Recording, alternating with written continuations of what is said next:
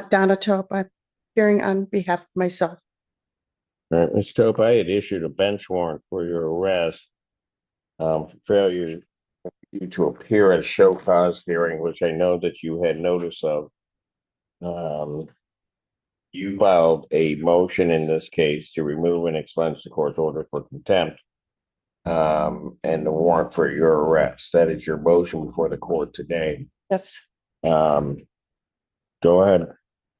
So I would like to put this on the record for my own purposes and also for YouTube. The YouTube that was recorded when you issued this bench warrant has been used against me in my professional capacity and for other cases. And therefore, I would like to have this on the record.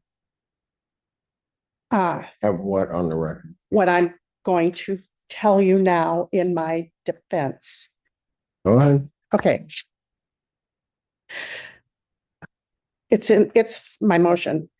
The following enumerated facts support my motion to remove and expunge from every record, including the YouTube video, A, your order for contempt, your warrant issued for my arrest, and your order to hold me under arrest on $10,000 cash bail. I received the judge's final docket for hearings set for Tuesday, February 3rd, 2026 at my email address on Monday, February 2nd from Ms. Weedling. I opened the email the morning of Tuesday, February 3rd, because I am a party in a completely different. Okay, we're jumping straight into high-stakes territory. A bench warrant is no small thing. That means the court believes someone ignored a direct order to appear. But here's the real question. Was this a deliberate no-show or a breakdown in communication? Because in court, that distinction can change everything.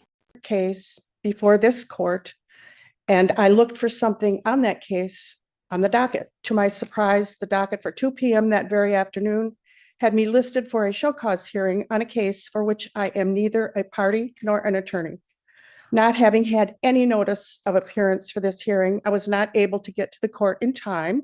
So I sent Ms. Weedling the email, which I attached on my motion as Exhibit A, explaining that to the court. I receive all of my business mail at Post Office Box 1283 in Ann Arbor, Michigan, 48106. I check my mailbox weekdays after 5 p.m.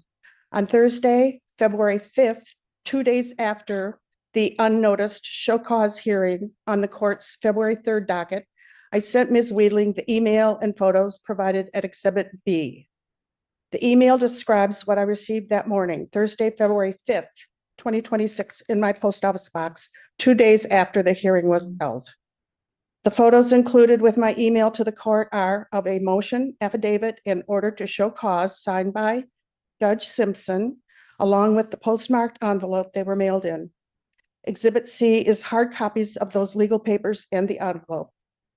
The motion at number 2, page 1, states, I am being held by the judge in contempt for filing a pleading without my client's knowledge, nor being the attorney of record.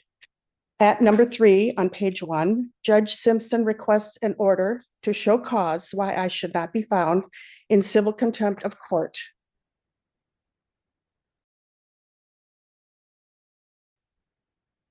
Can you attach it for me? Thank you.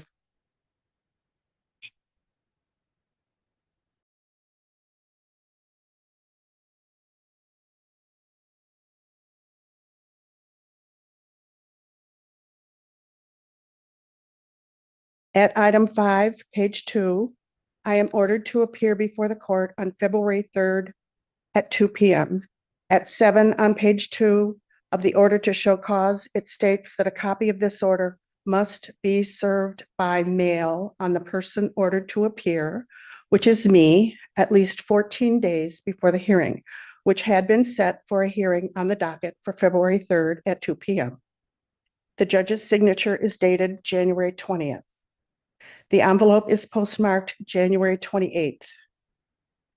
the date the post office mailed it, which is only 6 days before the hearing date of February 3rd, which is not the quote, service by mail within 14 days required by the judge's signed order. I received the order at my address on February 5th, 2 days after the hearing was held, and only 8 days after it was mailed. Notice of the hearing at which Judge Simpson found me in contempt for not appearing. The further facts are that in finding me in contempt for not appearing, Judge Simpson issued a warrant for my arrest and demanded an excessively punitive cash bail of $10,000, or so I was told by a person who was in the courtroom when Judge Simpson put his order for my arrest on the record. Based on what I have provided, the judge's motion and order in the mailing envelope, I am asking for the following relief from Judge Simpson. Please retract, remove, and/or expunge all records of the order for contempt, the bench warrant, and cash bail issued by the judge, so that there is no evidence out on the web that the judge issued the order, the warrant, and the excessively punitive bail. I include court records, transcript records, and the YouTube video of the judge's orders that another attorney alerted me to in cases that I am appearing in 3 other circuit courts, and reissue with proper notice to me the show cause hearing the judge wishes to impose upon me. I am perfectly happy and willing to appear at a show cause hearing if I have proper notice. I did not. This is your proper notice. You had notice. I will stand on the record that I made that day that you had notice of that hearing and that you failed to appear. And my staff indicated that. You can argue with me all you want, Ms. Toad. What I will do, though, because you have part of the reason that the bond is set in the amount that it was, is because you had basically been removed from the case, this case. You had filed a pleading, you signed it. Your former client had no knowledge of it. that is not, Was delayed. not correct. You want to know what? Do not interrupt me, because then there's going to be a whole other problem. Your client stated on the record they did not have no knowledge of it. Defense counsel or plaintiff's counsel had to respond. The amount of the bond is the amount of billings that the plaintiff had incurred based upon you filing pleadings when you weren't supposed to and the delay that you caused. It was set in that amount. What I will do is I will cancel the bench warrant. I will reset your show cause hearing. So here's your notice for April 14th, 2026, 9 a.m. Thank you.